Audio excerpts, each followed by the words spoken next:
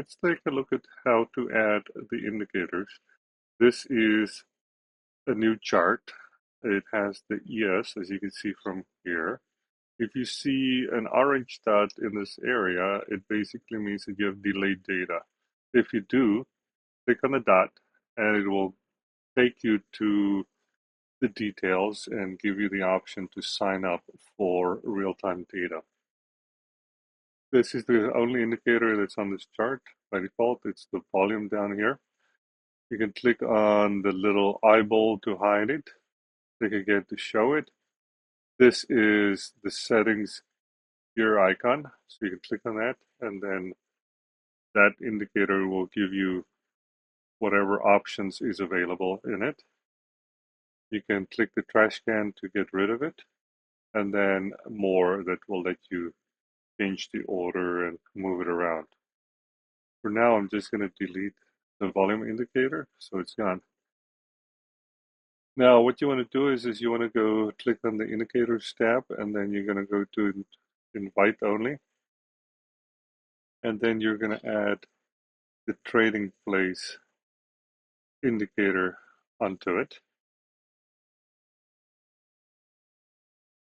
And initially, it will take a little bit of time to come up. So on the daily chart, it's not all that useful. But if you now go to the 4-hour chart by just simply typing 4 and then H for 4-hour, it will start adjusting and make it give you some useful information. So you can see there's a cloud here.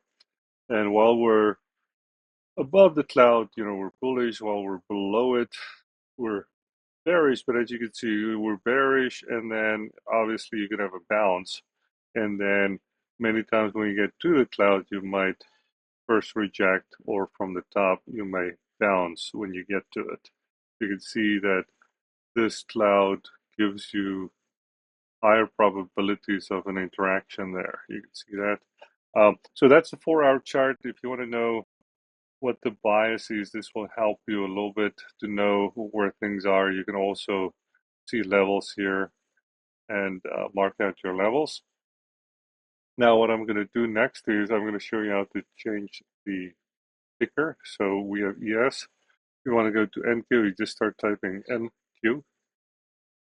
It's right there. You can press enter or you can click on it. If you want to make sure you're on futures, you can go there. If you want to go to stocks, crypto, etc.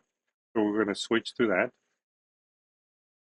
And now let's go down to, so I'd like the 4-hour chart, obviously a daily. You can look at it 4-hour. Then the next one is either the 1 hour. So you can go, you can type in 60. This will give you, the white line is the VWAP, and then this cloud is slightly different than the 4 hours. You can see the high and low levels marked up with the orange lines. The blue is the pre-market levels, so those are important levels to track where you expect interaction. Previous day high and low, and then your pre-market, it starts at 4 a.m. Eastern time.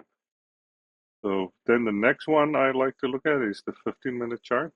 So we're going to type 15. And again, this is so that you see at a higher time frame what's happening. Now this yellow line here, that is indicating the current price. The market just opened 5 minutes ago. And then this red band up here, that's at a 4-hour time frame. Kind of, price likes to stay below that band. So when you get to that band, you can expect some kind of interaction. If it moves too fast, then it usually bounces into it and you can see a rejection. And then at the bottom, there's these green lines. So when you go down, usually you're going to get some bounce close to it. So let's just go out. You can see how this builds up. And every time we get to it, we kind of like reject from it because we're moving too fast in one direction. You'll see if you go back in time, you can see here we drop down we hit it. Obviously, we go through it, but because we're moving too fast, there's a tendency to bounce. And you can see it bounce at the bottom, bounce at the top. So that's just, price likes to stay within those ranges. And when we move too fast, then it becomes either too cheap or too expensive. And, you end up seeing profit taking. Okay. Now you can right click on the chart at any time. You can say reset it. It just brings it in nice. Now, the next thing we're going to do is every time we make a change, it's going to have that blue save there. So you can click on it and then it will lock in your changes. You can click on this drop down here and then you can go rename it, make a copy, etc. Uh, this is one chart. If you don't have the free plan, you can have multiple charts and different layouts. So we're just going to go to, let's say, 2 chart. And then let's change this to ES. So I'm just going to type in ES. And then at the bottom here, I'm going to go to VIX. Okay, so what we want to do now is, so this already added the same indicator onto VIX here at the bottom. We're going to pick VIX and we're going to change it to icon actually candles, which is down here. Now, if you click on the little star there, it's added to your favorites, and then you can select it here quickly at the top level. So for VIX, I use Heikin and regular candles for the ticker itself. So we have, oops, that's EverSource, so don't make that mistake, because that is also ticker symbol ES. So this is ES futures, and that's the current contract, the leading contract, and we'll switch over this week actually to the December contracts.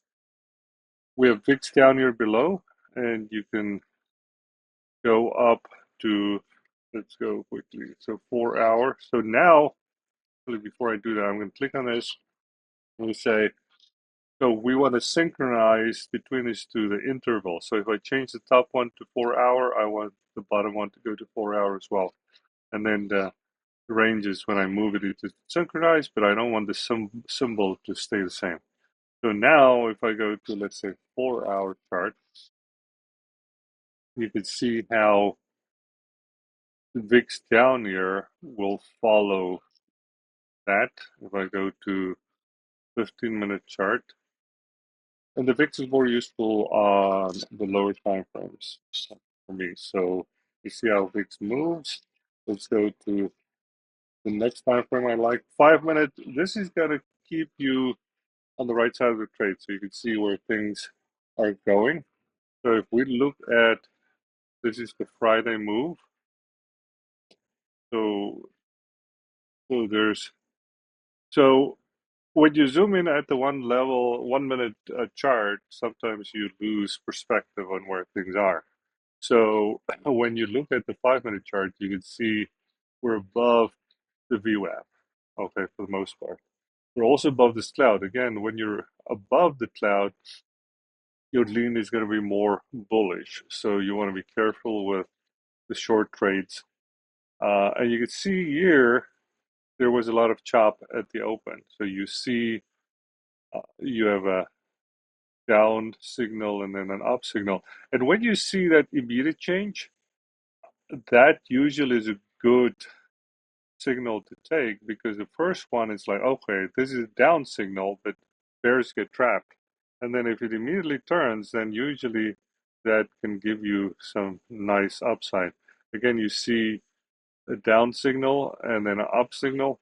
It's good, but it's still very choppy. And you can see, big candles, big wicks here on a 5 minute. They're going to down signal. But again, because you're above the band and above the VWAP, it's a little riskier. So you may want to take that trade a little bit quicker, profits a little bit quicker. Here's an up signal. If you bounce off a VWAP, especially if it's an upward sloping VWAP and you bounce off it, those are very good trades. If you're at the bottom and you go up and you reject the downward sloping VWAP. Again, that's a good trade usually. And then late in the day, we had the breakdown. But let's zoom in a little bit on the breakdown. So you can go to 2-minute chart. I trade on the 1-minute chart. I just want to show you guys what it looks like on the different charts. So here you can see the VIX. But now if we go, let's hone in now on the 1-minute chart. You can see, where's my band? I need that on. So you can see these bands. Uh, so when you see the day start here, let's just go in again, very choppy. So if you want to trade the open, that's you got to be careful. This thick white line, that's the VWAP, and then we have the thin white lines, that's the Bollinger Band on the 10-minute. These blue bands here that turns red or green, that is the mean reversion band. You can see how when we don't have a trend move, many times you're going to hit the top and then move to the bottom. Hit the top, move to the bottom. Hit the top. But now we're starting to form more of a trend. So when you get to these levels, you want to lock in, some of your profit. Okay, now some of the most important things I look at, and we're just going to zoom in here, is what I call buying pressure. Okay, so this yellow line, this tells me that the buyers are making more progress than the sellers. So the buyers are in control. When it turns blue, then the sellers are in control. Now, there's another indicator that I use as well, and that's the money flow and buying pressure. So when we add that, it's going to add it to the bottom of the chart, but I like to just go here and then click on this more, and then I have it move.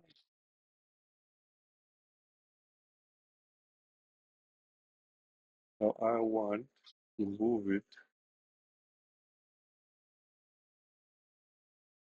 to not existing sign. Actually, I think you're on the right hand side is easiest. So we're going to click on move up. So now it's at the top. We're going to give it a little bit less space. And you'll see that this yellow is repeated up there because it's so important. But then we also have these green and red dots that gives us more confirmation by looking at MACD and ADX and a few other things as well. And then the vertical bars, those are money flow. So that's where the money's flowing in. So yellow generally on my indicators mean up and blue means down. So you can see how we have money flow coming in, money flowing into it. You can see we have buying pressure going up, and then you can see it turn.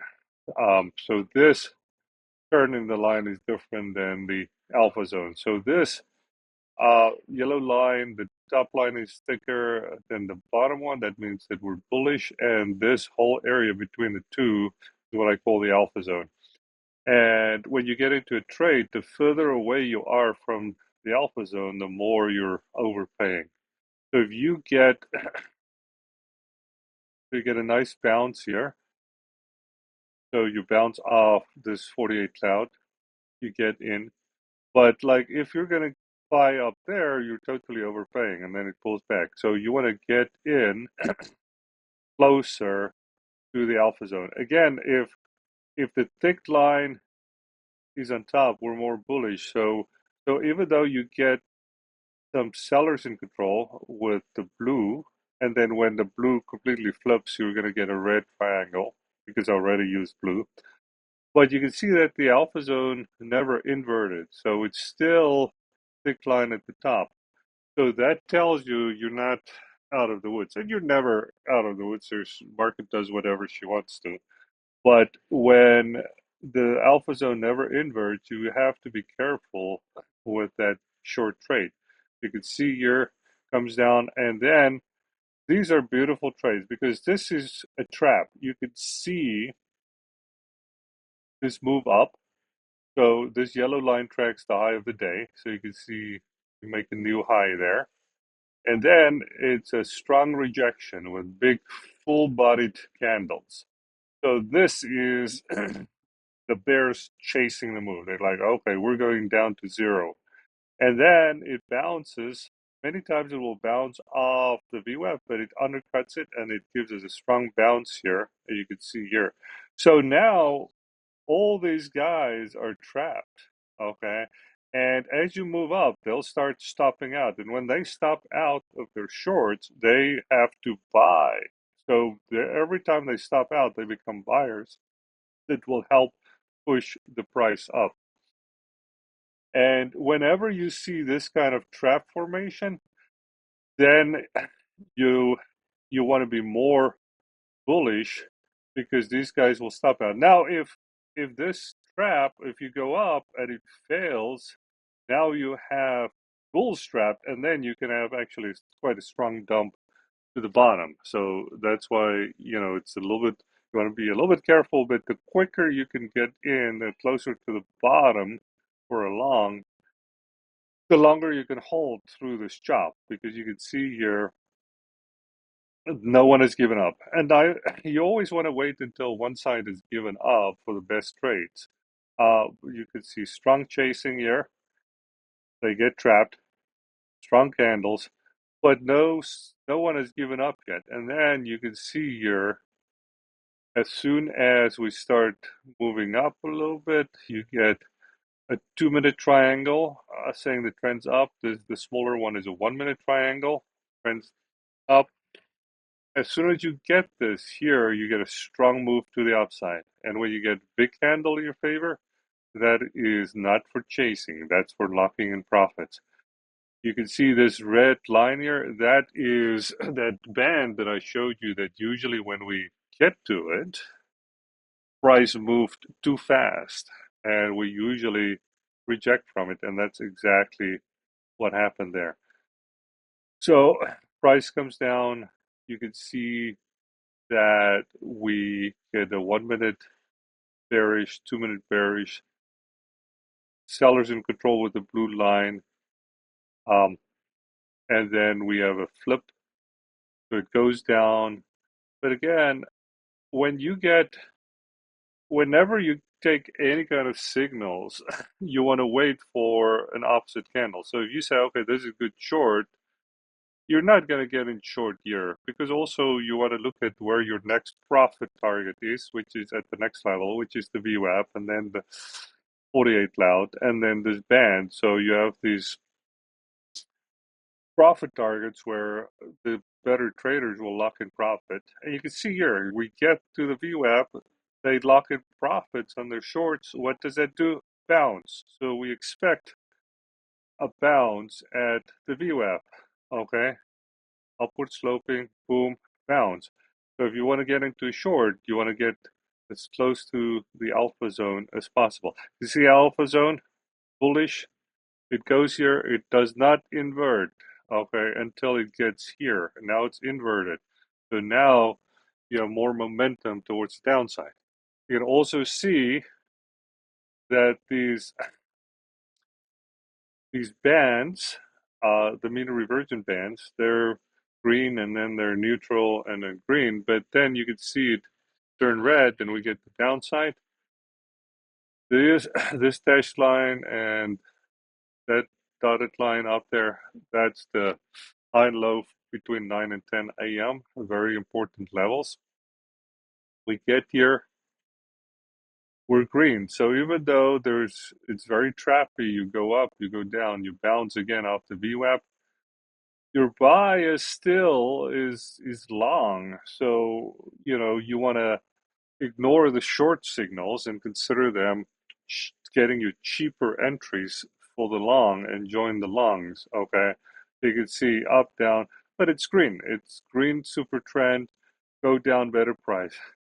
So these are what I call re-entry signals if you look at the document, because at the 2-minute level, we're upward slope, upward trend, and then you get a 1 minute down and up. So when you get this up on the 1 minute, that's your re-entry triangle.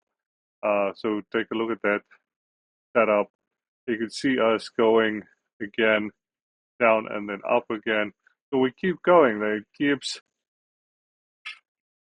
faking people out, but the super trend band is green, and then when it's colored in, it's everything's lining up. But then we have these big candles, and when you see a big candle like this with a big wick, and this wick literally, and you have to watch it real time, but if that wick is formed in like 1 or 2 seconds, then usually that's a stop hunt, and many times that's going to give you movement in the opposite direction. So this big wick says, hey, let's go, let's go.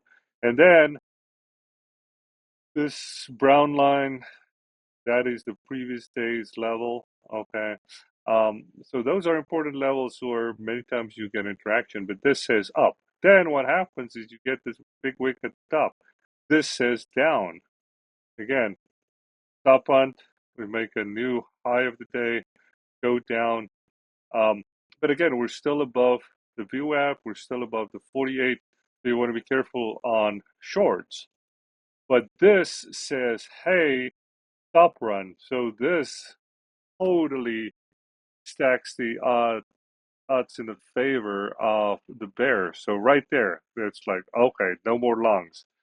You go down, you see this, you get the 2 minute trend, the 1 minute trend, blue buying pressure or selling pressure, flip in it, you get the sell signal from the indicator, bam.